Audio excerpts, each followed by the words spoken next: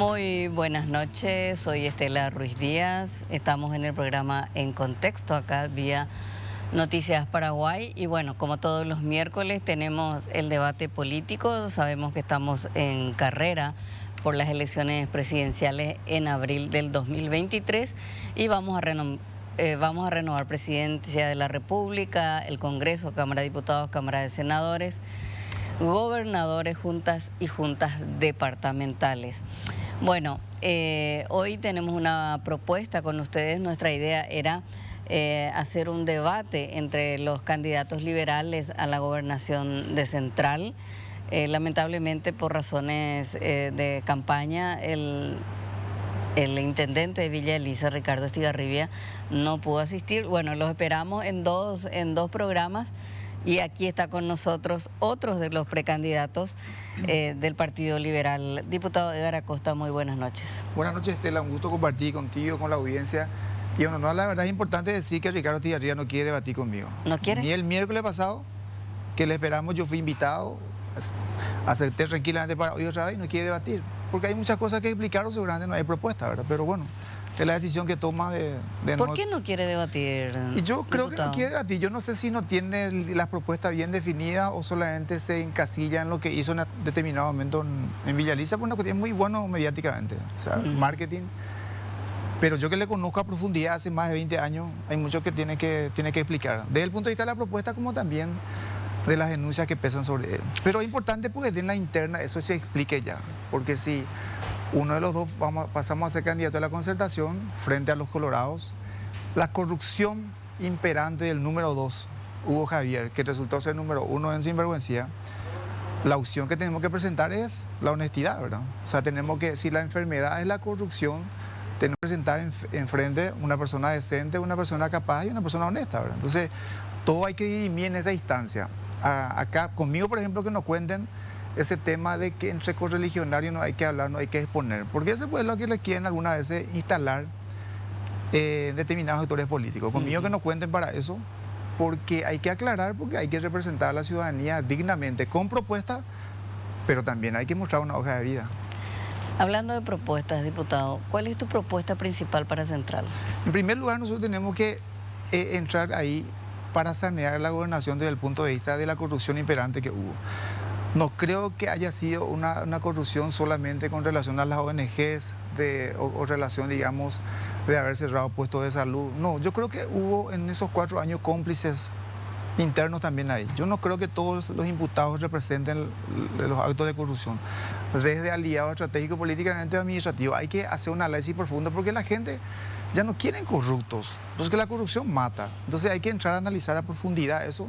Después hay áreas bien definidas que la gobernación tiene que hacer. Yo siempre me quedo con la duda de que si a la gente no le gusta la corrupción, por los reiterativos votos a las mismas personas que representan la corrupción en Paraguay. Yo creo, Estela, que nosotros tenemos que ir fomentando también la docencia en la política, ¿verdad? O sea, cuando alguien, digamos, habla de corrupción, parece que es una cuestión que no le interesa a la gente y te dice, no, a la gente le interesa el trabajo, a la gente le interesa seguridad.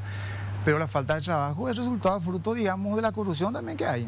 La falta de salud es porque autoridades, intendentes corruptos se quedaron con la plata y no hicieron llegar al puesto de salud. La falta de escuela, la falta de educación también es por corrupción. O sea, son las consecuencias, la corrupción hay que atacar. Ahora, en un contexto ante la consulta de que si le interesa o no, y hay otro problema, pero nosotros tenemos que ir potenciando, haciéndole entender que la corrupción mata, ¿verdad? Y bueno, pero hay que apostar, Estela, de que en algún momento eso cambie, ¿verdad? De que efectivamente podamos nosotros elegir a las personas que van a ir a hacer obras, a hacer gestiones, pero sin quedar con los vueltos. Hay intendentes corruptos. Hoy nosotros logramos intervención de la Intendencia de San Pedro, del Departamento de San Pedro. Los actos de corrupción de esa Intendencia es una locura. Entonces muchos de mis colegas defienden digamos, todo lo relacionado a la descentralización. Pero acá en Central hay intendentes y también liberales en mi partido que no pueden demostrar jamás la riqueza que tienen. Nosotros cuando conocemos todo en Central, la vida que llevan algunos intendentes, considerando sus ingresos y la vida que ha tenido, imposible. Por eso tiene que haber en algún momento un muestreo, un análisis a profundidad de lo que significa una investigación a los que administran nuestros recursos, ¿verdad? Porque acá es como que se normaliza la corrupción y nosotros no tenemos que normalizar la corrupción. Yo por eso siempre mi lucha es contra la corrupción, porque lo contrario es como que ser honesto es servir en este país. Y yo no creo que tenga que ser así. Ahí tenemos que luchar de cambiar esa mentalidad que muchas veces, en la Cámara de Diputados algunos colegas en estos 2 periodos te dicen, ¿cuál es el problema si 1 o 2 días nomás está en la tapa? De los diarios. En los diarios, en la tapa de los diarios. Después la gente se olvida. Y bueno, no tenemos que normalizar eso, de lo contrario. Siempre el que llega, vamos a suponer lo siguiente, Estela. El adversario coyuntural que tengo en Central ha llenado de cartelería. O sea, si uno tuviera que hacer una evaluación numérica, cuantitativa, eso representa millones y millones. Estamos hablando de Ricardo Estigarribia. Claro, de Ricardo Estigarribia. Entonces, nosotros tenemos que apostar a saber el origen y la aplicación del dinero. O sea, cualquier actor político acá en Estados Unidos, en todas partes, recibe financiamiento. O sea, eso es natural que se haga ahora. Lo importante es que sepamos el origen del financiamiento. ¿Y quién financia tu campaña, diputado? Y el nivel de la campaña que yo llevo, justamente, no hay cartelería. No hay prácticamente nada. Lo que yo hago es el contacto con la gente. O sea, y muchos me dicen, bueno, ¿para qué entrar si no vas a tener la posibilidad de efectivamente? Pero hay que apostar, pues, de lo contrario, si nosotros fomentamos un candidato a gobernador, Estela y audiencia, que gaste más de lo que va a percibir en 5 años, ¿vaya a representar a la ciudadanía o vaya a hacer negocio? Yo sé que la respuesta lo tiene la ciudadanía, ¿verdad? Entonces, la forma de hacer campaña lo hace uno con los candidatos a diputados, senadores, concejales que te apoyan, de que te inviten a las reuniones, y algunos también te hacen materiales, ¿verdad? A contrario de otras candidaturas que inclusive, pues yo tengo colegas diputados que me preguntan si yo aporto a mis candidatos a diputados. Al revés, ellos me invitan. En cambio, el otro candidato, adversario coyuntural, financia, le da recursos a algunos candidatos. ¿Y quiénes le apoyan a Ricardo Estigarribia? No, yo creo que él, justamente, esas son las consultas que tendría que habernos respondido, ¿verdad? O sea, no sé, hoy le escuché a otro periodista, colega tuyo, cuando me entré y después hace un análisis de quién financia. Él tiró nombre, no sé, ¿verdad? Pero esas son las respuestas que la ciudadanía tiene que saber y tiene que responder. Porque de lo contrario se instala una duda, y cuando se instala una duda con relación a un determinado candidato, es como que va a llegar y para hacer negocios, ¿verdad? Por eso tiene que entrar en debate, y si no quiere debate conmigo, tiene que explicar las denuncias relacionadas a la basura en Petropar, a la compra de una empresa de más de $1 millón a nombre de su mamá. O sea, son cosas que tiene que explicar. Puede ser que de repente haya todas las respuestas. ¿Cómo es ese tema de la empresa que compró el nombre de su Hay una madre? empresa que yo no me acuerdo el nombre, pero es de más de $2 millones que se compró en este interín y que está a nombre de su mamá. Y bueno, y hay que ver si su mamá es una persona de buen pasar, no hay problema, ¿verdad? O si tiene socios, o sea, pero eso se instala y se comenta y es más, hay denuncias, Tela. O sea, no me crean a mí, si eso voy a averiguar, hay causas en la fiscalía. Y esas causas tienen que ser respondidas. ¿Por qué? Porque si gana la interna, tiene que representar la concertación, y eso puede apeligrar las chances de la concertación porque va a tener el mismo equipo, ¿verdad? O sea, en este caso, por suerte, yo voy a ganar la interna, no hay ese problema. Pero independientemente de eso, los actores políticos tienen que ser transparentes. El político tiene que ser predecible. Eso es lo que uno espera. O sea, cuando de repente ustedes le entrevistan a un diputado, intendente o gobernador y te dice sobre un determinado proyecto, voy a pensar o voy a ver, es porque está queriendo negociar, ¿verdad? O sea, hay que ser predecible en determinados temas. ¿Por qué uno no puede responder sobre todo los temas que guardan relación a lo que va a ser su administración, ¿verdad? Por eso yo me candidato, porque apuesto a algo, digamos, más grande, porque yo, sin ánimo ni mucho de soberbia, ¿verdad? Algo bueno he hecho en 2 periodos, que si me volvía a candidatar probablemente iba a volver a ser parlamentario. Pero usted por algo dignificar un poco la gobernación después de tanta corrupción. Y la gobernación de Central, Estela, no es solamente la ejecución del presupuesto, porque un presupuesto de $20 millones para 2.600.000 habitantes, las necesidades que hay en Central no se soluciona con relación al presupuesto en sí, sino es la gestión que uno tenga que tener como brazo largo del Ejecutivo, porque nosotros ni recaudamos, ¿verdad? Eso significa tener un diagnóstico de los más de 1.000 asentamientos en Central, que es una bomba de tiempo impresionante. Yo recorro, comparto con ellos. Cuando llegas a un asentamiento, diputado, ¿qué ves? ¿Qué ves? Y yo o sea, veo aparte de necesidades que sabemos, estoy como diciendo lo obvio, pero cuando hablas con la gente, ¿qué te dice la gente? Lo que yo pude y he visitado muchos asentamientos es que lastimosamente es como que hay algo intencional de la clase política de mantenerlo en ese... Eso es lo que me entristece. Porque hay soluciones que pueden tener, inclusive desde el punto de vista caminos, que puedan llegar a su asentamiento. O sea, cuestiones básicas de comunicación. Y siempre hay promesas cerca de las elecciones. Y entonces es como que una conclusión, una señora de Limpio la semana pasada, ella misma se estaba cuestionando y después concluyó diciendo, yo creo, diputado, que ellos mismos quieren que nosotros seamos pobres e ignorantes. Entonces no tenemos información, nos manipulan. Y si somos muy humildes, vienen el día de la elección en colectivo y nos llevan por 100, 150 mil. Entonces yo creo que hay una intencionalidad de la clase política. Hay mucha pobreza. En un asentamiento, Estela, imagínate, donde hay 162 familias, un universitario tiene. Tristísimo. Y es como que se conforman, ¿verdad? Entonces, hay un diagnóstico que hay que hacer como gobernador de las realidades para pasar al gobierno central en cuanto a vivienda, en cuanto a la salud pública. Hay asentamientos que están tan lejanos que no tienen puestos de salud cerca, ¿verdad? Estamos hablando de fomentar las becas, digamos, en esos asentamientos para que puedan salir, porque yo soy un enamorado de la educación. ¿Cómo salir adelante sin capacitarte, verdad? Entonces, y también otro punto que por ahora tenemos que ir viendo la solución, que la gobernación tiene que ser un canal también de solución, de buscar solución, es lo relacionado a la merienda escolar, a comedores. ¿Por qué? Porque muchos de los niños, Estela, se van a las escuelas porque caruta ahí. Claro. Entonces, ¿qué pasa? Hay una deserción escolar cuando no hay. Entonces, no es la solución lo que uno plantea, pero por el momento en esos más de 1000 asentamientos hasta es necesario. Por ejemplo, yo, el tema de la propuesta en cuanto a artesanía. Yo soy de Itagua, yo sé hacer ñandutí, por ejemplo. Y cuando era niño, llevaba, por ejemplo, a vender en determinado comercio del ñandutí y tenía que ir a vender en una casa más barato. Mientras al lado se vendía 100, 200% más porque nos daba hilo y bastidor. Porque en vez de eso fineza allá. Yo creo que la artesanía no solamente tenemos que admirar la artesanía de Itagua, de Itá, de Luque, de Limpio, sino que tiene que ser vendido a un precio justo y tener que, digamos, documentarle, darle visibilidad, pero que venda bien. El martes estuve en Limpio en una compañía, Isla Aranda, que estaba haciendo la señora del Caranda, y estaba haciendo las bolsas. Porque ahora en fin de año, pues yo recuerdo las sidras, la pandul son muy jaguaya. La señora tenía un pedido de 120 y ella tiene materia prima para 20 nomás. Y ellos trabajan en octubre y noviembre. Entonces no puede ser que las autoridades no le tengan identificado para formalizar y que puedan obtener a pequeños créditos de formalizar para que puedan vender su producto, ¿verdad? O sea, eso estamos hablando. Una cuestión previsible de un negocio. Totalmente. Que sabemos que todos los años va. Todos los años hay 2 meses que ellos tienen que potenciarle, ¿verdad? Y la señora te cuenta y le causa una tristeza y me hizo hasta un comentario. Donde veo diputado, diga, tú ya le vas a ayudar a la materia prima, o sea, ese legal más o menos, hasta me estaba proponiendo como una cuestión de negocio, ¿verdad? Porque tiene un mercado asegurado, porque es lindísimo su producto, ¿verdad? Y después, relacionado a los productores, nosotros tenemos, cuando un candidato a gobernador hace una propuesta lineal para las 19 ciudades, es porque no conoce la realidad del departamento. Cada ciudad pues tiene su zona, tiene su peculiaridad, su necesidad. En el sur, allá, Itajo, Taguto-Saldía, Villeta, toda esa zona es una zona productiva.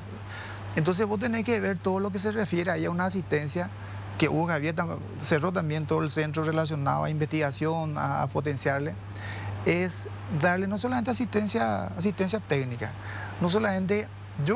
me dijo, por ejemplo, un productor de Las Piedras, una compañía de Ita, Orengo diputado de la gobernadora, Orengo tiene mil asistencias, Orengo tiene ingeniero de Dolores de Asiti. Yo con la cantidad de ingenieros agrónomos araganes que hay en el Ministerio de Agricultura es impresionante, Estela.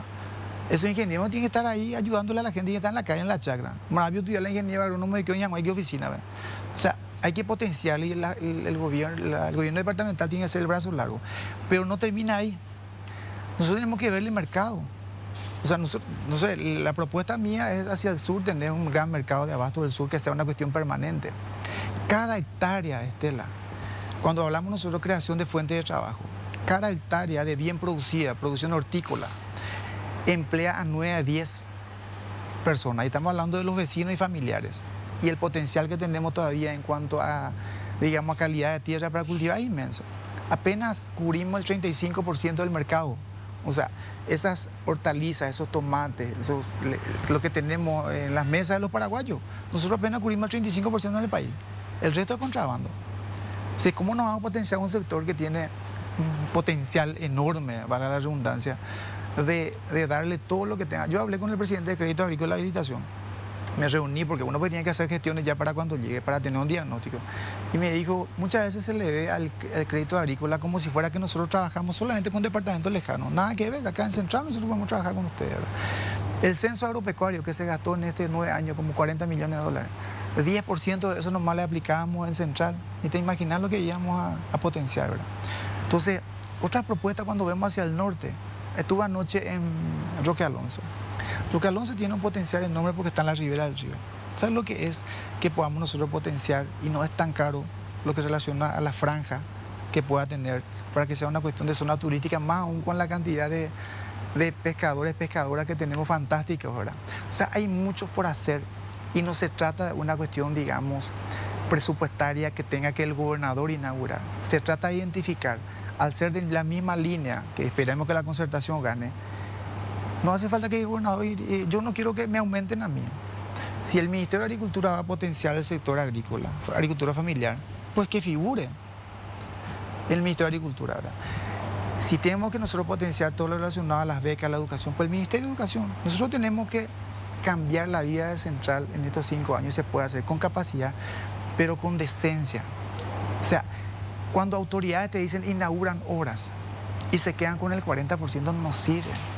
O sea, a eso yo quiero apostar de que se puede mejorar la calidad. Por eso yo me candidato, porque quiero llegar ahí a demostrarle que el 80% del tiempo tenemos que estar con la gente tratando de solucionar, identificar la problemática, llegar con el gobierno central y solucionar. No se trata solamente de ejecución. En la gobernación de Central que tiene un poder enorme, el poder político.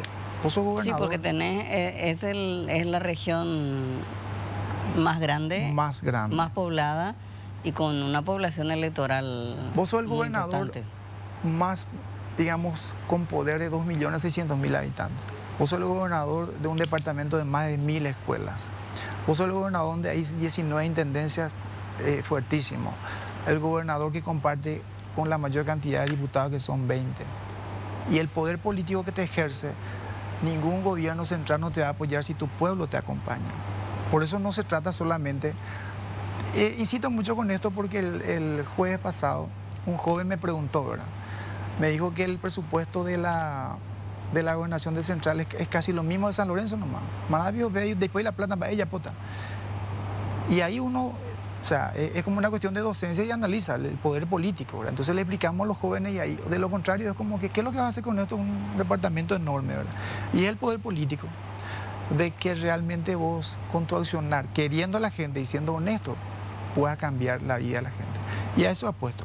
Pero la idea que yo tenga no se va a cumplir, Estela, en la medida que no sea, si no gana la concertación. En este caso, Efraín y Soledad, a quienes yo apoyo, que creemos que van a ser los próximos presidentes y vicepresidentes de la República.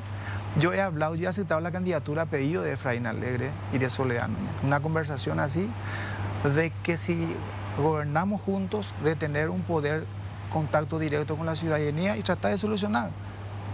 Bastante inteligente Efraín, porque se supone que es así. Si vos haces una buena gobernación en Central, si a vos te va bien, a mí me va bien. Eso se replica, porque al final es el presidente de la República del Paraguay, ¿verdad? O sea, ahí se puede hacer, pero no se puede hacer solo si no tenés realmente gente comprometida. Y la gente está conmigo, la gente con quien yo comparto, donde hay efectivamente compromiso, porque Edgar Acosta no le puede dar efectivo, que es lo que se maneja mucho en el ámbito político, sino que cuando ganás la confianza de la gente, rinde mucho más la gente, porque está esperando que la gobernación realmente esté cerca de la gente. Gobiernos liberales han hecho mucho en Central, han habilitado 94 puestos de salud. Durante el gobierno de Wagner se llegó a exportar batata y tomate, locote. Bueno, pero después del desastre de Hugo Javier, tienen regalado, diríamos, o igual yo es creo difícil. Que hay que, siempre hay que tener así como un partido grande que está expectante ahí, ¿verdad? Yo creo que nosotros vamos a recuperar la gobernación de Central, pero hay que poner como un remedio, digamos, al acto de corrupción. La candidatura que esté salpicada por actos de corrupción, que no se aclare. El Colorado te gusta votar a su corrupto nomás. Central vota mucho al candidato. En Central, si uno tuviera que hacer, Estela y audiencia, una cuestión numérica de afiliados liberal Colorado, hay más Colorado. Pero Central elige. Y los colorados le votan a los liberales en Central. Los colorados le votan. Pero si vos pones un candidato que esté salpicado de corrupción, le votan nomás a su corrupto. Así nomás. No puedo dejar de preguntarte, diputado, hoy en la Cámara se definió rápidamente el juicio político al ministro Antonio Fretes. Sabíamos que íbamos a tener este final, sí, pero de todos modos me gustaría que me hables un poco de esta decisión de la Cámara de Diputados que archivó hoy el intento de juicio político de Antonio Fretes. Cuando me entrevistan la semana pasada y respondo tratando de ser predecible en política que este es el juicio más difícil, político más difícil que yo voy a enfrentar en 9 años, me decían, ¿y entonces por qué presentan? Y quiero poner en contexto como el programa en el sentido de que, ¿por qué dije el más poderoso? Porque yo en los pasillos de la Cámara he escuchado el poder de Fretes. O sea, él tiene muchas lealtades que hoy le tuvieron que demostrar. El ministro Fretes, sin que sea presidente de la Corte, uno escuchaba, no vayas a hablar con el presidente, anda Fretes, Freto soluciona tande. Frete en día importando, ya tranquilo más, Frete y político. Entonces, yo decía que era el juicio político más difícil porque iba a poner a prueba las lealtades. Y ocurrió así, ¿verdad? O sea, era como una, inclusive actores políticos colorados que nos han apoyado en otros eventos, ¿verdad? De juicio político, ni se animaban a hablar del tema. El mismo presidente de la República, Marito, la semana pasada era como que estaba un poco duro relacionado a Fretes y hace 2 o 3 días bajó todos los decibeles. Le habrán llamado a decirle, ¿sabes qué? El diputado que te apoya, el ministro que te apoya, atender que Fretes le ayudó. Entonces, hoy realmente la Cámara volvió a sufrir un revés demasiado fuerte, porque lo que pasó en este caso particular de Fretes y su hijo es algo que siempre supimos. Esta operativa ya nos comentaban, Estela, de que se instalaban, que ya existían las coimas documentadas. Cuando en algún momento un colega no le nombro porque me comentó en confianza y no me autoriza, me dice, en algún momento se ya hizo con un caso en particular y la coima documentada es de firmar un plazos cortos. Entonces si se devuelve, porque como es una cuestión de mafia, los actores que no consiguen tienen que devolver, ¿verdad? Entonces hay mucho que aclarar en este tema en particular. Claro. Hay que hilar mucho si esto no guarda relación a algo de pecho. Hay que ver, o sea, hay muchas cosas porque en la mafia, ¿por quién no sabe que de repente no le hayan nombrado a Peche? O sea, lo de hoy es nefasto y un tema más con relación a Fretes. Fretes pide permiso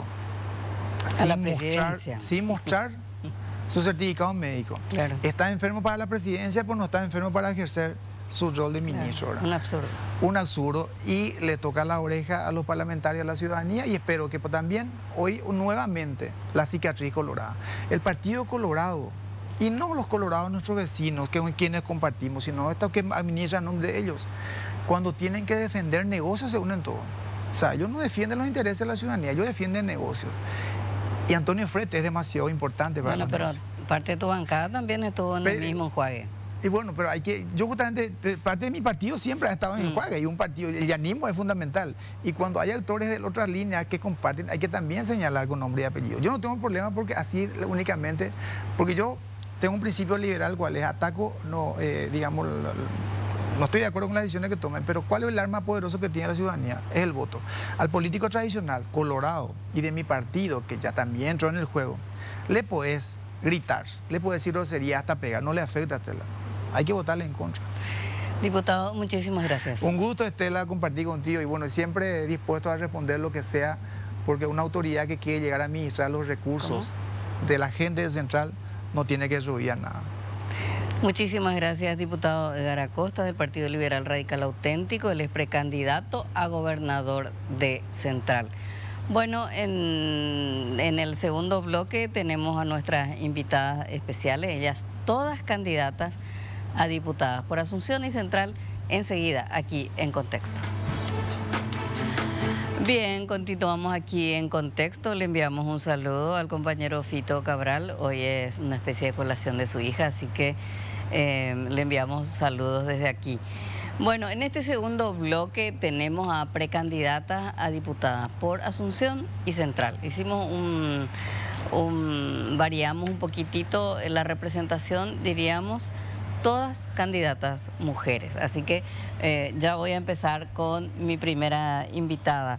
Joana Ortega, ¿qué tal? Muy buenas noches. Buenas noches, Estela, un gusto estar acá acompañándoles. Bueno, yo soy candidata a diputada por Capital, por la Alianza por Asunción en la opción 2. Así es. Bueno, y aquí a mi izquierda, Euge, ¿cómo te gusta que te digan? Euge Peroni, ¿cómo estás? Sí, está bien. Hola Estela, hola la audiencia, yo soy Eugenia Peroni, o Euge Peroni, igual, candidata por la Alianza Encuentro Nacional, la opción 1. Capital también. Capital, sí. Así es. Bueno, María Eugenia Crichigno, muy buenas noches. Muy buenas noches, Estela. Bueno, yo soy Maru Crichigno, estoy como candidata en Capital por el Movimiento Honor Colorado dentro del Partido Colorado. La más joven me dijo al ingresar. Meli La Casa, ¿cómo estás? Así es. Muy buenas noches, Estela. Muy buenas noches a toda la audiencia. Soy Meli La Casa Pagani, candidata a diputada por Capital, la única mujer del movimiento Fuerza Republicana en Asunción, la opción 5. Bien, y finalmente nos acompaña Nilsa Sánchez. ¿Cómo estás? ¿Cómo estás, Estela? Un saludo a todos. Un placer estar en el programa acompañándoles. Yo soy la doctora Nilsa Sánchez del PLRA. Estoy en este momento de candidata a diputada por Central, por la lista 9 del doctor Efraín Alegre. Y un gusto compartir acá y sobre todo muy contenta porque estamos mujeres. Siempre es importante encontrar congéneres que estamos luchando para lograr un espacio que nos merecemos sobradamente. Este año fue un debate bastante polémico en el Congreso y les quiero preguntar a ustedes porque hubo más oposición de mujeres y de hombres, por supuesto, también, sobre el tema paridad. La paridad en la política, y quiero saber la opinión de ustedes porque es algo que se va a volver a debatir porque se había aprobado una ley que finalmente ha pedido a las mujeres, el presidente de la República vetó porque no reflejaba lo que se pretendía en términos de derechos de la mujer. Y voy a empezar contigo, Euge. Paridad. Wow. Bueno, a ver, yo creo que en primer lugar nosotros tenemos que hablar de la igualdad, ¿verdad? Para entender que igualdad es cuando estamos iguales y equidad es cuando hacemos un esfuerzo o generamos espacios o oportunidades para poder llegar a la igualdad, ¿verdad? Entonces cuando hablamos de paridad hablamos de que estamos ya en igualdad de condiciones. Y en primer lugar para mí la paridad es indispensable no solamente en la política sino también en el hogar, ¿verdad? En el hogar, en la comunidad, en la familia, en las escuelas, en todos los espacios. Porque hombre y mujer pensamos de manera distinta y tenemos que tener la posibilidad de poder dialogar entre nosotros y poder respetarnos mutuamente. Entonces, en el Congreso, para mí es necesario que nosotros hagamos campañas y políticas que realmente promuevan la paridad. Así tengamos que hacer algún tipo de propuesta que nos ayude o que nos genere ciertos beneficios para poder lograr esto, ¿verdad? Porque nosotros sabemos que estamos frente a una población que todavía es muy machista, ¿verdad? Las mujeres hace muy poco tiempo salimos a trabajar, hace mucho menos tiempo que los hombres salimos a votar, son cosas que quizá no hace falta que yo tenga que explicar ahora porque todas la conocemos y yo creo que hoy en esta mesa estemos mujeres candidatas al Parlamento, candidatas a diputados, ya hace de alguna manera que podamos como mostrar que somos capaces de ocupar este tipo de cargo, ¿verdad? Entonces para mí es necesario que hagamos un poco más de fuerza para poder trabajar en lo que requiere digamos, el escenario para que podamos entrar a la política, porque todavía tenemos demasiadas barreras como mujeres. Si pudiéramos, o sea, se identificó claramente que este tema paridad no gustó, a la bancada que menos le gustó fue al Partido Colorado y de hecho, pero hubo una alianza de las mujeres políticas en el Congreso. Es cierto que hubo un sector que no aprobó, pero sí hubo una alianza que fue transversal a los partidos políticos. Maru, ¿qué opinas de la paridad política? Muy interesante. Primero quiero agradecerte por esta mesa de mujeres y así coincido mucho con lo que dijo Euge. Pero justamente lo que tenemos que buscar es la igualdad, pero la igualdad de oportunidades o en oportunidades. Yo creo que la mujer paraguaya, como bien lo dijo el Papa, es la más gloriosa, pero también es la más guerrera. Yo creo que ahora recién se está dando cuenta que puede alcanzar y que puede ocupar espacios interesantes de poder en el cual puede desarrollarse.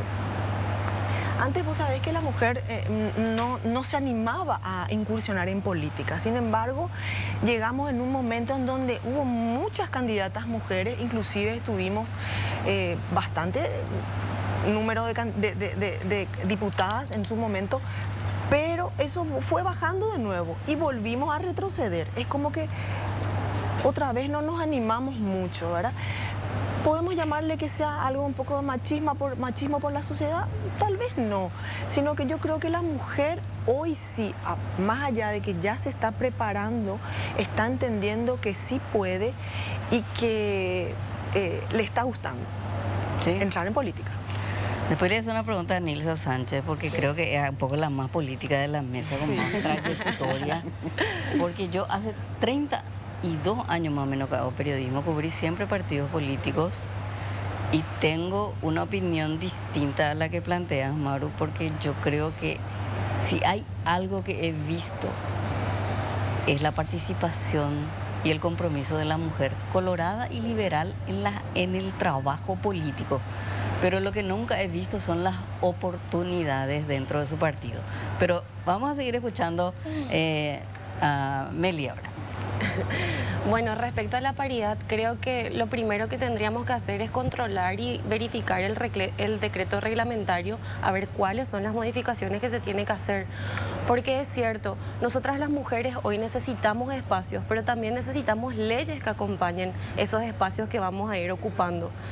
Si bien es cierto que dentro del gobierno paraguayo siempre se le dio espacio a las mujeres históricamente, en el Congreso fue gracias al voto de diputados que la mujer pudo votar en Latinoamérica por primera vez, mucho antes que otros países vecinos.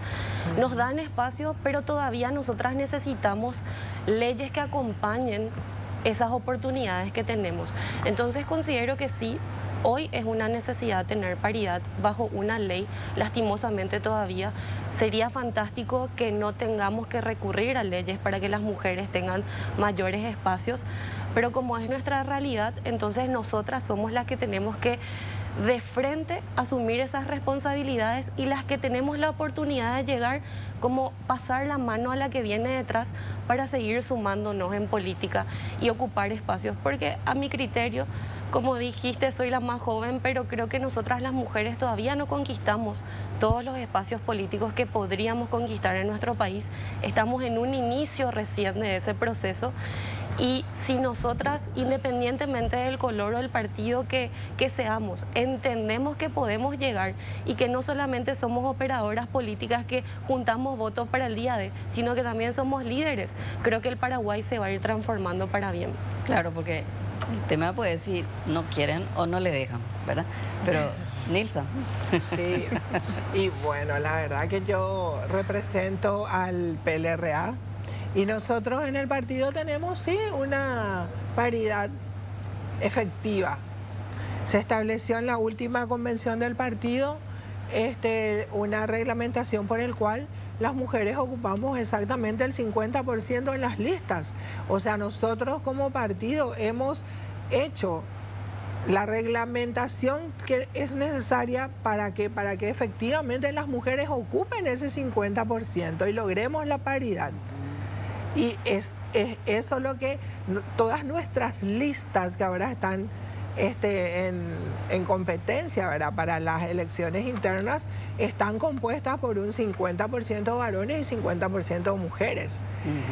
Y eso es bastante importante. Nos costó mucho completar esas listas de repente, por lo que estaban diciendo que todavía no hay mujeres que se animen de repente, pero es un mecanismo de discriminación positiva demasiado importante y creo que nosotros dimos ese paso para la modernización del partido y mismo tendiente a la modernización del Estado en el momento que lleguemos al poder. ¿Por qué? Porque si ya lo hacemos en la parte de la competencia política por un cargo, lógicamente se va a mantener el mismo criterio cuando estemos en función de gobierno, ¿verdad? O sea, nosotros estamos ya con eso. ¿Por qué? Porque las mujeres somos las que trabajamos día y noche cuando viene a campaña electoral. Los varones siempre están con sus candidaturas, pero las mujeres acá acompañándoles, y eso agradecemos profundamente el trabajo de muchas mujeres que lograron este espacio en la última convención del partido. Lógicamente eso fue reglamentado y ahora estamos compitiendo en esa igualdad de condiciones que los varones. Y no somos candidatas de segunda, somos candidatas mujeres y varones, 50%. Y eso es lo que yo puedo decir en función a la paridad y al partido, ¿verdad? Que logró escuchar ese clamor de las mujeres y nos dieron el espacio que nos corresponde. Pero yo también tengo otra opinión, tengo otra experiencia de vida con relación a eso. Y tengo que reconocer que nunca fui discriminada por el hecho de ser mujer. Yo fui concejala municipal de Fernando de la Mora, electa en 3 oportunidades. En 2 oportunidades fui intendenta interina. Fui secretaria de salud de la gobernación del departamento central y en ningún momento, en ninguna de estas circunstancias imperó el hecho de que yo sea mujer. Yo me gané mi espacio como muchas otras mujeres y como de hecho las que estamos acá creo que también lo hicimos así. O sea, yo estoy segura que las que estamos acá no somos un producto del cuoteo, sino somos un producto de nuestro trabajo que fue reconocido por los movimientos, por los partidos, y bueno, estamos acá tratando de llegar al Parlamento para seguir trabajando en pro del país, lógicamente, ¿verdad? Porque en el Parlamento, la Cámara de Diputados es, o sea, uno es diputado nacional por tal departamento o por tal región, ¿verdad? Claro. Joana. Bueno, la verdad que para contribuir un poco al debate creo que tenemos que hablar de privilegios y de realidades. Sin duda las 5 compañeras que estamos acá hoy participando como candidatas en distintos partidos somos privilegiadas. Son las 21:45 de la noche y no muchas mujeres pueden estar desarrollando su actividad política en Paraguay a esta hora, por muchas realidades como las que mencionaba Euge y mencionaba Meli también, y esas realidades se trasladan, al ser una cuestión cultural, se trasladan a los partidos. Pero la realidad también es que de 80 diputados tenemos 12 diputadas y que de 45 senadores tenemos apenas 6 senadoras. Entonces, esa realidad tiene que interpelarnos y a buscar soluciones que de origen resuelvan el problema. Por eso yo creo en una ley de paridad como una estrategia para generar esa igualdad de oportunidades. Y ahí, como decía Meli, ojalá en algún momento no necesitemos una herramienta, pero hoy los números dicen que es una realidad que necesitamos para que se generen esas instancias. Mismo dentro de los partidos, ¿verdad? Yo vengo de un partido que desde el año 2003 tiene paridad, tanto en sus instancias internas como en las listas que presenta el público. Entonces el año pasado me decían, ay, qué bueno, hay una mujer candidata a la intendencia municipal. No es casualidad. Como mi partido tuvo que en algún momento, para cumplir con la norma, llenar listas en 50 y 50 de forma alternada, se tuvo que abocar necesariamente parte de los recursos del partido, materiales y no materiales, a formar liderazgos. Cuando hicimos la alianza para concejales el año pasado, de 24 los 6 lugares que le tocó a mi partido, País Solidario, estaban ocupados por 6 mujeres. Los 6, porque hubo absoluta mayoría respecto a respaldar candidaturas de mujeres al 100%.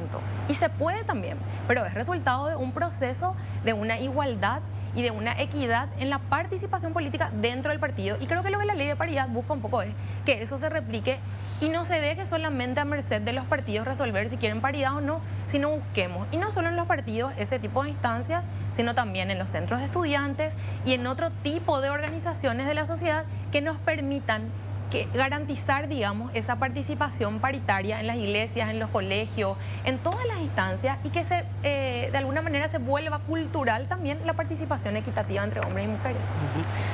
Recuerdo que estuve en Francia invitada por el gobierno y nos explicaron cómo eran las políticas gubernamentales para promover la participación de la mujer. Y detectaron que en la Cancillería había pocas mujeres en los cargos relevantes. Entonces investigaron por qué. Y claro, la mujer tenía que volver a la casa, cuidar a los hijos, hacer la tarea, etcétera, etcétera. Y se detectó, que creo que acá es lo común, que a qué hora se hace la política. Bueno, y la política se hace a la noche. Claro, los varones se van a la noche a las reuniones porque las mujeres se quedan en la casa con los hijos, o a cuidar a la mamá, etcétera. Entonces decidieron cambiar los horarios de esas reuniones a la hora laboral, de modo que las mujeres participen y puedan ocupar los cargos más relevantes. Y eso fue una política nacional. Y mencionabas nada más, Joana, eso me acordaba de esa situación de que la mujer en Paraguay, la mujer política en Paraguay tiene esa problemática, pero la otra gran problemática que tiene la mujer es para financiar su campaña. Ese es otro problema que tienen las mujeres. ¿Por qué es tan difícil? Que confíen en la mujer para apostar, diríamos, por la mujer. Bueno, yo creo que acá tenemos que entrar a un tema profundo luego de la construcción de la familia, ¿verdad? Y digo la construcción de la familia porque desde chiquitito ya se confía más en el hombre, ¿verdad? Mismo cuando se van a quedar en la casa, bueno, el varón le tiene que cuidar a la nena, el novio le tiene que atender a la novia, ¿verdad? Entonces el tema de la confianza lo se construye alrededor del hombre. Entonces cuando llegamos al poder, y esto lo hablábamos con unas compañeras hoy justamente también políticas, decían, pero yo por ejemplo si le tengo que dar plata a alguien, sí o sí le daría a una mujer. Yo sé que la mujer va a administrar mejor porque es mamá, porque, ¿verdad? Por miles de factores que nos acompañan. Administra mejor. Exactamente, quizá mejor administradora.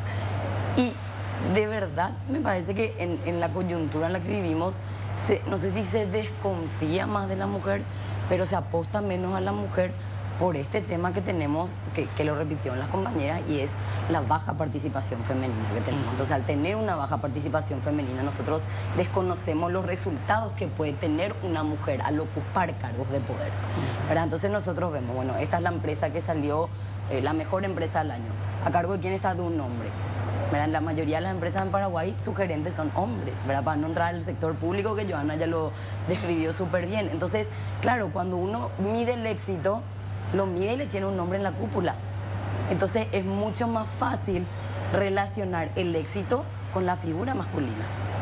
Entonces quizá por ese lado podría ser una de las razones por las cuales todavía no nos apoyan a las mujeres. Porque de verdad, y lo hablo ya desde lo personal, a mí me cuesta poder salir a conseguir fondos que me acompañen a financiar mi campaña, ¿verdad? En el Partido Colorado y en el Partido Liberal las campañas son mucho más caras porque por supuesto las internas son mucho más competitivas. O sea, ahí movilizas un montón de gente y se necesita muchísimo dinero. Sí. ¿Cuánto cuesta, por ejemplo, una campaña en Asunción, Mauro? Wow. Un promedio tenía de $100.000. $100.000. Sí. Trabajando así, full. Por todo lo que sea, pero quiero tocar un poco, quiero aprovechar el punto que estaba hablando Euge. Y yo creo que es algo un poco al revés de lo que dijiste, Euge. Yo creo que las mujeres somos nosotras las que le cuidamos a nuestros varones. Las mujeres somos las que le servimos a nuestros varones. Las mujeres somos las que le criamos a nuestros varones.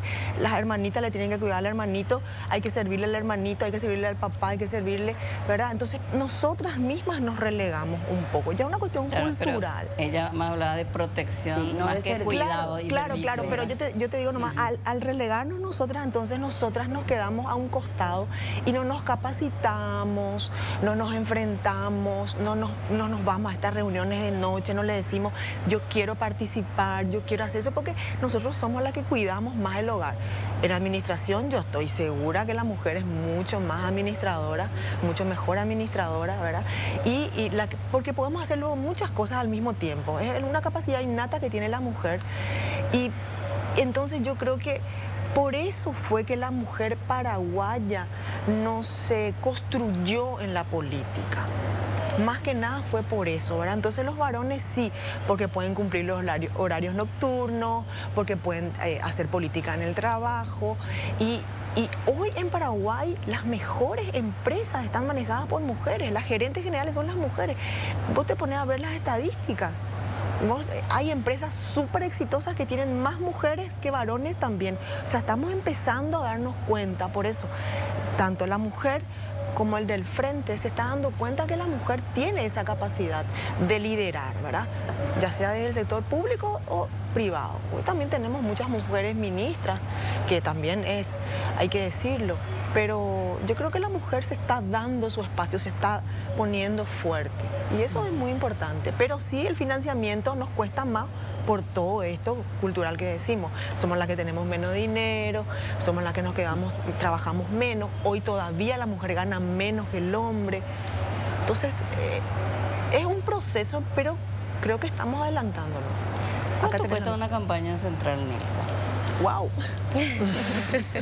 Central es mucho más grande acá. Sí, claro. Y Central, el departamento central tiene 2.243.000 habitantes en una superficie de 22.000 y un poquito más de kilómetros cuadrados, ¿verdad? Es un departamento extenso y muy poblado, con demasiadas situaciones asimétricas. Hay ciudades muy tradicionales como Areguá, Pacaraí, y hay otras ciudades donde está insertada esa población producto de la migración interna que huye de la pobreza y busca oportunidades en el interior del país, viene a la capital, no encuentra espacio y se inserta en ciudades como Cerñambú, Villa Lisa, esas ciudades que están hacia el sur y que representan un problema bastante triste. ¿Por qué? Porque no pueden salir del círculo de la pobreza en la cual están insertos.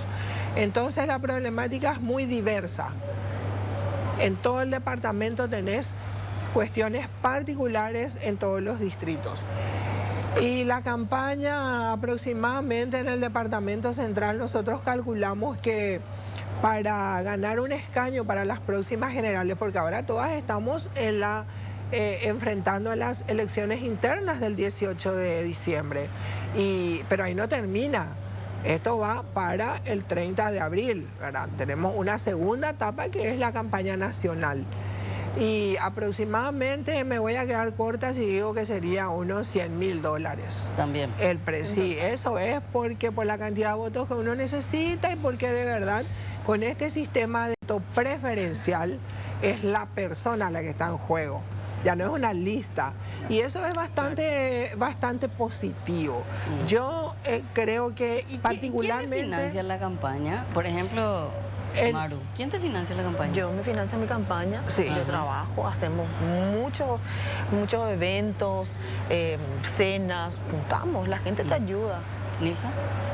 Yo también financio la campaña con el apoyo de mi familia y con el apoyo de mis amigos. Yo no tengo apoyo extra como tienen otra gente que no, de hecho no vale la pena eso comentar en este momento, pero puedo decir con mucha honestidad y con mucha altura y mucha emoción que financian mis amigos y mi familia la campaña. Meli, ¿tenés $100.000? No. No tengo. ¿Y cómo es tu campaña? Realmente yo estoy llevando una campaña mucho más a pulmón dentro del partido. Como habían dicho, a nosotras las mujeres nos cuesta mucho más tener ese apoyo económico y creo que a los jóvenes el doble. Y yo entro dentro de los dos cupos, justamente mujer joven. Entonces es muy complicado yo fui presidenta del centro de estudiantes de mi facultad de la Católica y muchos de mis compañeros de facultad que quieren involucrarse en política hoy y que les gusta el Partido Colorado me están apoyando como voluntarios. Salimos a hacer caminatas con los volantes que mi otro compañero que es dueño de una imprenta me regaló y así otro que me regaló la calcomanía, yo también pongo un poco y vamos armando así la campaña porque es difícil dentro del partido, pero estamos dando pelea, porque desde que me candidaté, muchas personas me dijeron, Meli, deja la candidatura, no vas a llegar, no vas a tener los recursos, no vas a poder, es muy difícil, sos joven, sos mujer, no te van a dar espacio. y acá estoy a 20 días y haciendo bastante ruido, creo yo, en Asunción, tratando de demostrar de que sí podemos y de que la nueva generación que estamos entrando en política, estamos entrando para romper muchas estructuras que ya hay. Y bueno, yo considero que el Partido Colorado es mi camino, vengo de una familia colorada, creo que existen todavía buenos colorados en Asunción. Yo me considero una de esas buenas coloradas, que llego sin manchas, que llego con trabajo duro, con una preparación gremialista, con mucho esfuerzo, con una profesión, y creo que si la ciudadanía me da la oportunidad el 18 de diciembre, ya después de mostrar de que sí se puede. Acá yo escuché que se reían Johanna y Euge cuando escucharon las cifras. Johanna, ¿cómo sostenés tu candidatura? Bueno, a ver, el tema de financiamiento luego es un tema cuando nos juntamos en círculo de mujeres candidatas, siempre fue, ¿verdad? De hecho, Sí. todo ese proceso de la ley de paridad, algo que se tocó mucho es el tema del financiamiento. ¿Qué tipos de incentivos se puede dar para que se promuevan candidaturas femeninas y que no termine en estas candidaturas teniendo que resolver con patrimonio familiar o solamente con trabajo voluntario? Porque si no, también depende del privilegio de cada una. Si no, quiere decir que la hija de una campesina nunca va a poder ser diputada, Pico, ¿verdad? Entonces, yo me asombro porque creo que el financiamiento luego en sí es un tema, el financiamiento lícito, sobre todo en estos tiempos donde el crimen organizado y el narcotráfico están metiendo tanto dinero a la política, sobre todo en el partido de gobierno. Y me asombro cuando dicen lo de $100.000 porque yo nunca vi tanta plata junta y espero nunca ver tanta plata junta, mucho menos para destinar a mi campaña. Yo quiero ver. ¿Verdad? Yo quiero ver, pero Nosotros queremos ver yo también. digo, para hacer cosas buenas por el país seguro, pero para tirar una campaña realmente, y digo tirar no porque no valga la pena, sino porque creo que los esfuerzos tienen que ir por otro lado y que a la par que hacemos política tenemos que dar también testimonio de qué tipo de política es lo que queremos hacer y qué legado queremos dejarle a las próximas generaciones. Y en ese sentido, yo quiero bajar la apuesta, no subir la apuesta. Yo voy a ser diputada por Asunción con menos de $30.000, porque logré una campaña municipal, 12.000 votos con menos de $8.000, y voy a ser diputada con menos de 30.000. Por única vez me animo a bajar la apuesta y creo que sí se puede. Ahora sí creo que tenemos que generar mecanismos para que este no sea un obstáculo para la participación en general de nuevas personas en la política y en particular de las mujeres y de las mujeres más jóvenes. No puede depender nunca más de un patrimonio familiar la participación de una mujer, porque quiere decir que a mucha gente capaz el sistema le está dejando fuera. Le está dejando fuera de la educación, le está dejando fuera del sistema de salud y también le está dejando fuera de la política. Y si la política solo se hace desde el privilegio y solo está ejecutada por la gente privilegiada, nunca va a poder poner un ojo en el que más necesita. Ay, totalmente de acuerdo. De verdad que, bueno, primero estoy de acuerdo en el monto que dijo Johanna también. Realmente yo ya dije en una entrevista anterior que yo me había puesto una meta de 200 millones de guaraníes hasta abril. Y esta es una meta familiar. Yo trabajé toda mi vida. Digamos, son los cálculos que hice y de eso no paso. Y de eso no paso porque así mismo, o sea, una campaña política merece quizá la inversión, pero también nosotros tenemos hijos que mantener, sueños que cumplir que van más allá de la política, ¿verdad? Entonces, lo que sí me llama profundamente la atención, que es lo mismo que mencionó Johanna, es cómo en esta época donde la tecnología facilita tanto poder llegar a diferentes lugares, ¿verdad? Porque tenemos una facilidad hoy los que nos candidatamos, es una realidad. La tecnología nos ayuda muchísimo, las redes sociales, multimedia, todo, a llegar a diferentes poblaciones. Pero cómo son tan elevados los costos y cómo la gente, yo entiendo que son candidaturas de otro nivel ya, ¿verdad? Pero cómo nosotros somos un sistema excluyente en todos los espacios en los que nos encontramos. Y acá no entran solamente las mujeres, ¿verdad? O sea, yo hablo muy bien de las mujeres, acá también entran los hombres de escasos recursos, acá también entran los hombres que son capaces de llegar al poder, mujeres que somos capaces de llegar al poder y que no tenemos las condiciones para hacerlo porque no tenemos el poder económico o porque no estamos preparados para transar con algo que va a negociar nuestros valores. Maru, ¿es posible hacer campaña? No, pero yo entiendo la situación del Partido Colorado, una claro, es mega distinto, estructura, es muy diferente a los partidos más pequeños. Pero ¿es posible hacer este tipo de campañas dentro del Partido Colorado Por o no es posible? por supuesto, claro que sí. Que te salga una campaña, un promedio de $100.000, como dijo Nilsa, como dije yo, no quiere decir que vos gastes esa plata. Pero si vos sos realista y vos te pones a poner los costos en publicidad, en marketing, en hacer folletos, hacer pasacalles, utilizar la tecnología, como bien lo dijo Euge. Claro que se puede y se está haciendo. Yo estoy caminando todos los días cada barrio de Asunción y la gente me conoce y la gente me habla y la gente te quiere y te pasa la mano. Yo no estoy hablando de otra cosa, pero sí los costos elevados de hacer programas, de hacer todos los materiales, tiene un costo. Lo que pasa es que el Partido Colorado y el Partido Liberal son más partidos de masa y necesitan hacer la reunión, por ejemplo, una noche. Claro, y esa reunión tiene su costo. Sí, pero tiene un costo mínimo, Estela. Eso es un costo mínimo. Nosotros dentro del partido hacemos con un costo mínimo. Lo que son elevados son justamente todo esto de las pantallas, de la publicidad. Y se aprovecha en el momento. ¿Por qué? Porque es un momento político en donde suben los costos ellos. Entonces, claro, te sale el doble. En vez de hacer un panfleto por 1.000 guaraníes, estás haciendo por 5.000. ¿Entendés? Claro. Y no es que nosotros generamos eso como una plata que tenemos que tirar sí o sí para hacer una campaña, sino que esto te genera el doble del esfuerzo para poder pagar tu campaña. Hay personas que llegan, hay personas que no llegan, hay personas que gastan $30.000, hay personas que gastan 10.000.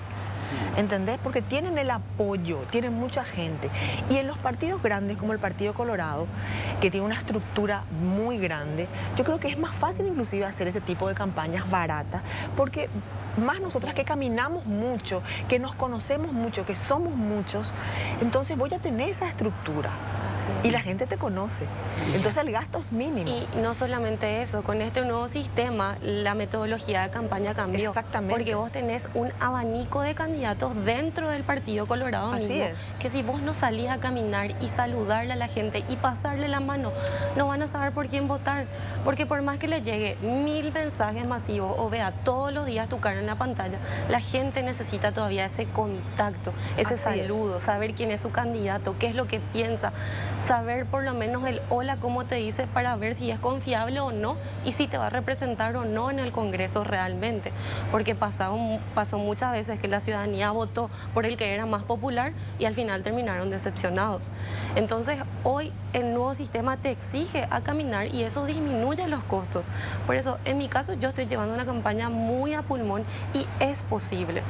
Con el championcito y con el panfleto en la mano y con la gente tocando timbre así estilo testigo de Jehová, ni siquiera es con el padrón, porque hay muchos que yo en serio así me voy y le saludo a la gente, hola, son colorados, ¿cómo están? Yo soy Meli, candidata a diputada en Asunción, y ese es el sistema que a mí me está resultando y creo que va a cambiar para bien con este nuevo sistema de desbloqueo. Bien, ahora vamos a ir a un breve corte. A la vuelta les voy a plantear dos temas calientes, a ver qué posición tienen nuestras candidatas a diputadas, quienes son nuestras invitadas de hoy. A la vuelta de la pausa. Bien, estamos ya en el último bloque del programa, tenemos los últimos 13 minutos. Y vamos a hacer que ustedes ya son diputadas. Y hoy se trata el juicio político de Antonio Fretes. Entonces le voy a preguntar a cada uno de ustedes si ustedes votan a favor o en contra de iniciar el proceso de juicio político a Antonio Fretes. Vamos a empezar con la más joven, Meli. ¿Pulgar arriba o pulgar abajo? Yo levantaría el pulgar. ¿A favor? A favor, claro, hay que investigar. ¿A favor de juicio político? Hay que investigar. Podría salir inocente como podría salir culpable, pero siempre hay que generar el beneficio de la duda. ¿Euge? A favor del juicio político. Ok. ¿Nilsa?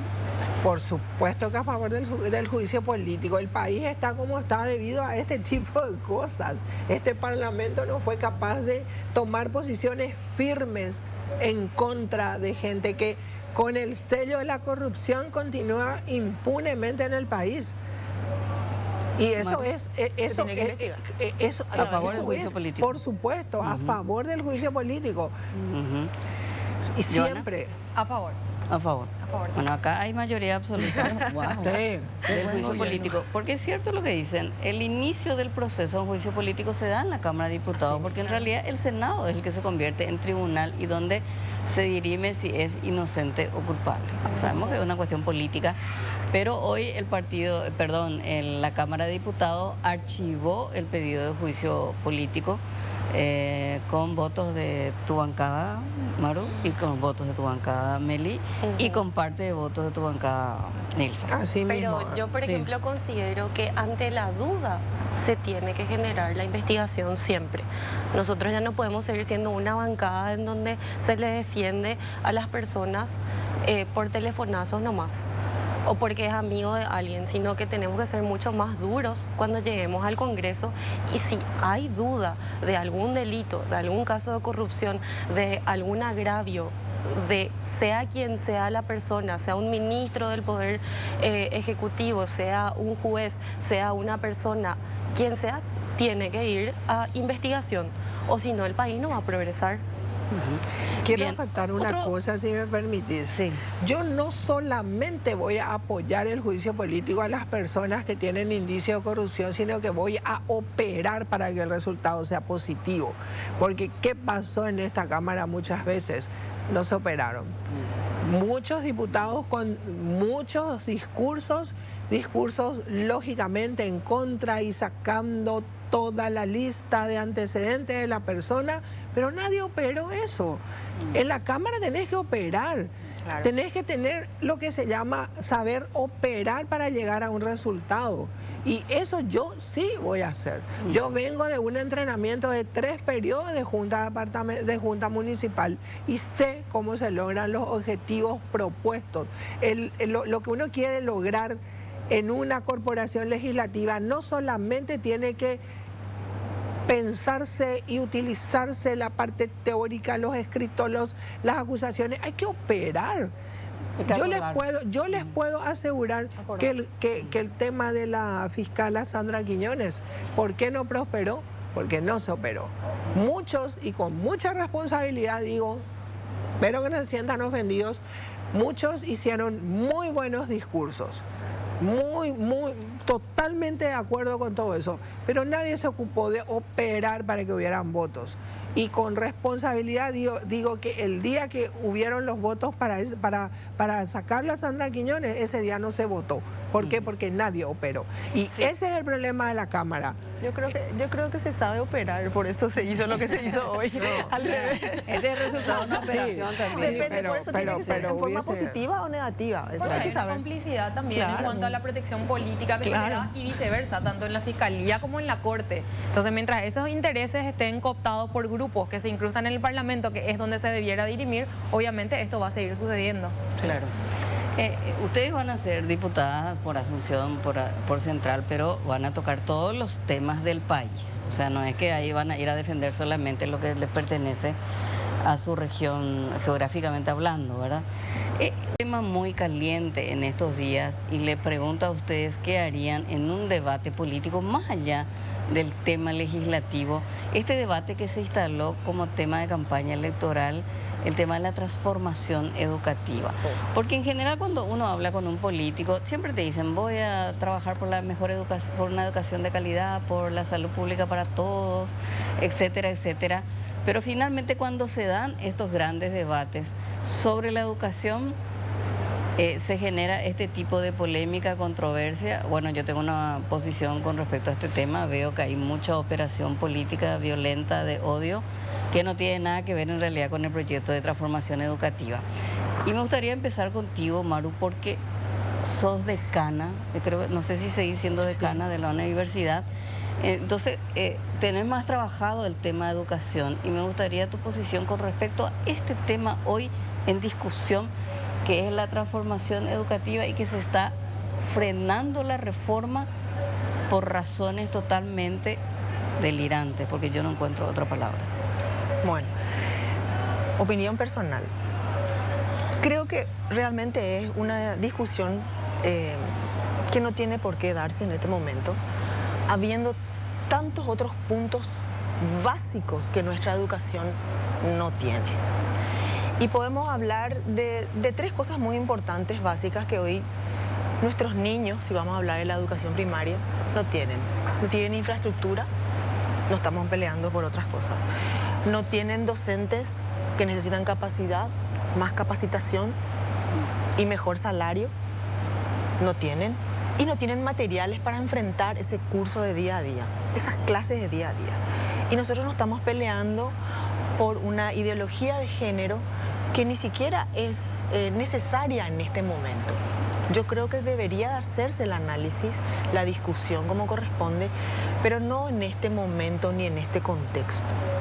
Hoy tenemos que pelear por nuestros niños, que algunos no leen, si leen no entienden lo que leen, no tienen las matemáticas básicas, no entienden las ciencias básicas, y nosotros estamos peleándonos por qué cartelito le vamos a poner al baño en las escuelas, cuando ni siquiera tenemos escuelas o los techos están cayendo sobre nuestros niños. Entonces yo creo que deberíamos de plantear de otra manera y ver la posibilidad de que el presupuesto se aumente en educación, presupuesto nacional aumente en educación, y de que ese presupuesto llegue a donde tenga que llegar. Después veremos otras cuestiones que creo que no son básicas en este momento. Euge, estabas en estos días siendo una especie de rockstar con respecto al tema de transformación educativa. ¿Cuál Sí. tiene que ser el debate? Porque hay un debate artificial. Yo te puedo hacer una corrección. Claro. No por existe supuesto. un debate. No existe. Claro. Porque yo me paré en un estrado para tratar de debatir.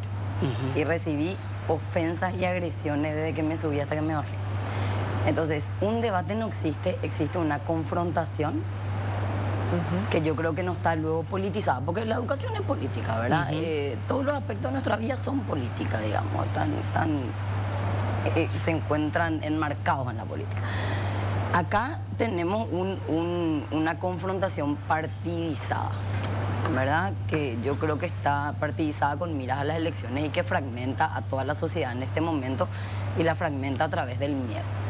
Yo trabajo en educación hace muchísimo tiempo y tuve la posibilidad de acompañar a 2 exministros en el plan de transformación educativa. El plan de transformación educativa es súper importante que entendamos que es un mapa de ejecución presupuestaria. Un mapa, ¿sí? No tiene contenido adentro, no tiene mucho menos ideología. Cuando yo me paré a decir esto, me catalogaron de que yo estaba a favor de la ideología de género. Por favor, esto no tiene ideología. Entonces, nosotros toda la vida nos planteamos que teníamos que transformar la educación. Cuando por fin se da este documento, que es un documento estrella, ¿verdad?, podríamos conversar con respecto a palabras que generan mucha confusión en nuestra sociedad y que de hecho se pueden sacar, ¿sí? Pero entonces hoy tenemos el documento que nos ayuda y que respalda todo lo que dijo Malu recién. El documento Plan de Transformación Educativa dice que tenemos que invertir en educación primaria, dice que los docentes tienen que formarse de otra manera porque necesitan mucho más innovación, que el currículum tiene que cambiar porque hasta hoy, post pandemia, nuestro currículum de trabajo y tecnología dice que los estudiantes tienen que aprender el teclado, a teclear. Y hoy nosotros nos manejamos con celulares sin teclado y táctiles, ¿verdad? Entonces, claramente necesitamos un cambio, ¿verdad? Necesitamos invertir en ciencia, en tecnología. Entonces, plan de transformación educativa de un lado. Y después, por otro lado, tenemos todo un apoyo de organismos internacionales que nos están dando para paliar necesidades básicas que, vuelvo a reutilizar lo que dijo Maru, se caen las escuelas. Así es.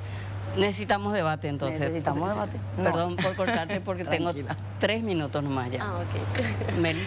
Bueno, respecto a la transformación educativa, coincido con Maru y coincido con Euge en todo lo que expusieron, pero también creo que hay un punto muy importante que es la educación para el trabajo. Que nosotros hoy tenemos un gran porcentaje de jóvenes que terminan el colegio y no tienen acceso al primer empleo, porque lo que aprenden en el colegio no está asociado a lo que es la realidad de la demanda laboral hoy en día en nuestro país. Entonces, dentro de la transformación educativa es prioridad que nosotros trabajemos la educación para el trabajo y trabajemos en tecnicaturas por sobre todas las cosas a nivel nacional, en donde los jóvenes ya tengan una pasantía laboral durante su último año de colegio y les sea mucho más fácil la inserción post colegio, ¿verdad? Y en cuanto a la ideología de género, yo creo que nuestro país todavía no está preparado para una transformación en ese sentido. Creo que sí tenemos que trabajar mucho la salud mental de los adolescentes y sobre todo la aceptación, pero no introducir la educación, en educación sexual esos temas, que yo estaría en contra. Ok, gracias. Nilsa. Pero por supuesto que la transformación educativa es textualmente transformar las calamitosas situaciones en las cuales se encuentra la educación de los niños en este país. ¿Cómo vamos a hablar de transformación educativa tendiente solamente a la ideología de género? Acá hay que transformar todo lo que estaban diciendo las chicas, la infraestructura de los colegios que se caen, los docentes mal remunerados, los docentes muchos también sin preparación, los chicos que no pueden ir a la escuela porque por demasiadas situaciones familiares. La transformación educativa, lógicamente, hacer que en este país por primera vez se pueda realmente plantear de manera responsable que los chicos aprendan, entiendan y estén preparados para salir adelante. Gracias, yo no Nilsa. sé de dónde mezclan con la ideología de género la transformación educativa. A mí no tiene nada que ver. Joana. Yo creo que hay mucha perversidad en esto que se planteó como si fuese un debate, ¿verdad? Se armó como un circo en torno a esto. Hay perversidad, hay manipulación de la opinión pública.